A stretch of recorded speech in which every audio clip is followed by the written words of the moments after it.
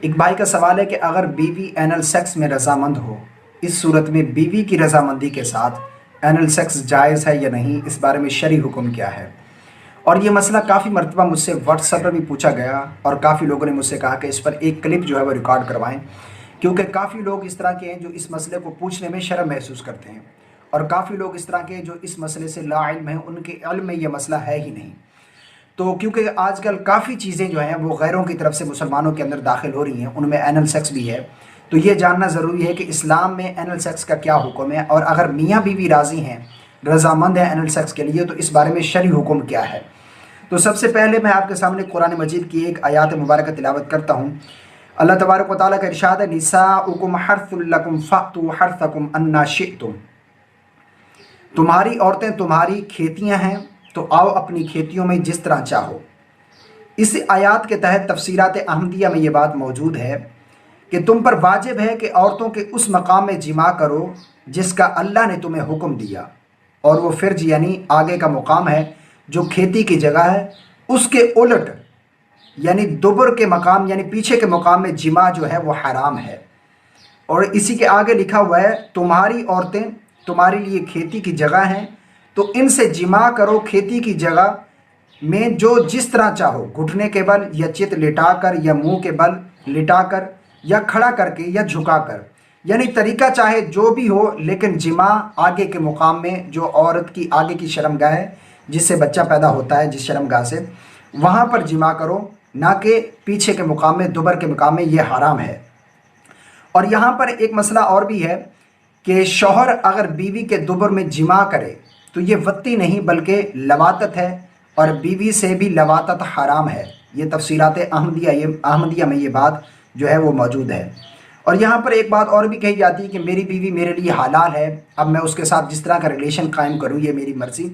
تو اس کے بارے میں لکھا ہے، واضح ہو شوہر کے اوپر بیوی کے حلال ہونے کا مطلب ہرگز یہ نہیں کہ اس میں واقع ممنوعات بھی حلال ہو جائیں، بلکہ یہ اللہ تعالیٰ کی حدیں ہیں، تو ان حدوں سے آگے نہ بڑھو، بے شک جو حد سے آگے بڑھے وہی لوگ ظالم ہیں، اور ان کے لیے دردناک عذاب ہے۔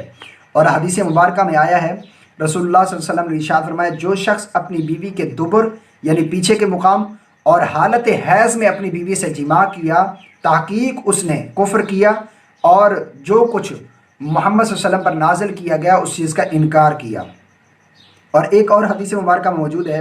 رسول اللہ صلی اللہ علیہ وسلم نے ارشاد فرمایا کہ ملعون ہے وہ شخص جو اپنی بیوی کے دبر میں جماع کرے۔ اور حضرت ابو ہریرہ سے مروی ہے، رسول اللہ صلی اللہ علیہ وسلم نے ارشاد فرمایا، جو شخص اپنی بیوی کے دبر میں جماع کرے، جو شخص اپنی بیوی کے دبر میں جماع کرے، قیامت کے روز اللہ تبارک و تعالیٰ اس پر اپنی نظر رحمت نہیں فرمائے گا۔ اب رہی بات یہاں پر کہ اگر میاں بیوی اس عمل میں راضی ہیں، اینل سیکس کے لیے راضی، بیوی رضامند ہے، بیوی بھی راضی ہے اینل سیکس کے لیے، تو اس بارے میں کیا حکم ہے؟ تو یہاں پر آگے لکھا ہوا ہے جس طرح کہ لہذا ثابت ہوا اپنی بیوی سے بھی لواطت حرام ہے، سخت حرام ہے، اشد حرام ہے، یعنی بیوی سے بھی لواطت کا عمل جو ہے یہ حرام ہے۔ اور جو جوڑے یعنی جو میاں بیوی اس فعل حرام کا ارتکاب کرتے ہیں سخت گناہ گار ہیں، مستحق قہر و قہار ہیں، عذاب نار ہیں، ان پر اپنی اس حرام کاری سے توبہ استغفار لازم ہے۔ یعنی جو میاں بیوی اس کو حرام تو جانتے ہیں کہ یہ گناہ ہے، لیکن پھر بھی انہوں نے یہ گناہ کیا تو ان پر توبہ استغفار جو ہے وہ لازم ہے۔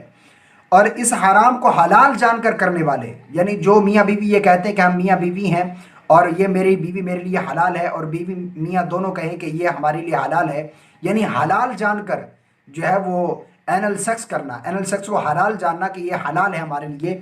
تو اس کے بارے میں لکھا ہوا ہے کہ اگر کسی جوڑے نے حلال جان کر یہ عمل کیا، حلال جان کر کرنے والے جوڑے احتیاط توبہ بھی کرے اور تجدید ایمان اور تجدید نکاح بھی کریں۔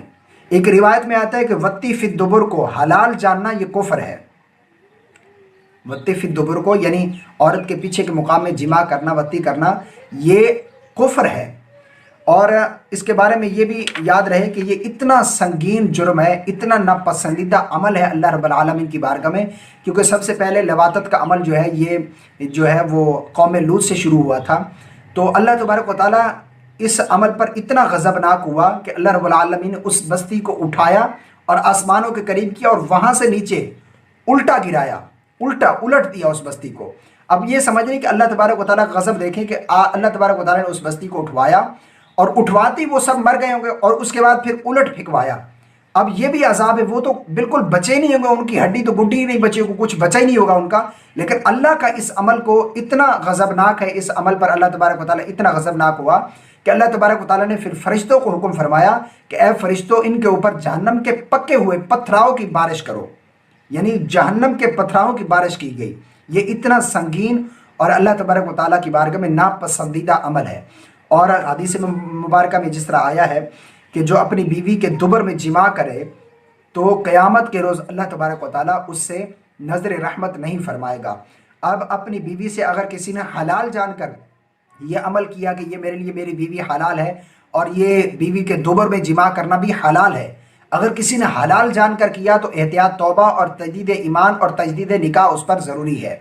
اگر کسی نے حلال جان کر نہیں کیا، اسے معلوم ہے کہ یہ گناہ ہے لیکن پھر بھی اس نے یہ گناہ کر لیا شیطان کے بہکاوے میں آ کر، تو اس کے لیے توبہ استغفار کرنا یہ ضروری ہے، لازم ہے کہ وہ اس عمل سے توبہ استغفار کرے۔ تو اس طرح بیوی کی رضامندی کے ساتھ بھی اینل سیکس جو ہے وہ جائز نہیں ہے، اسلام میں یہ حرام ہے۔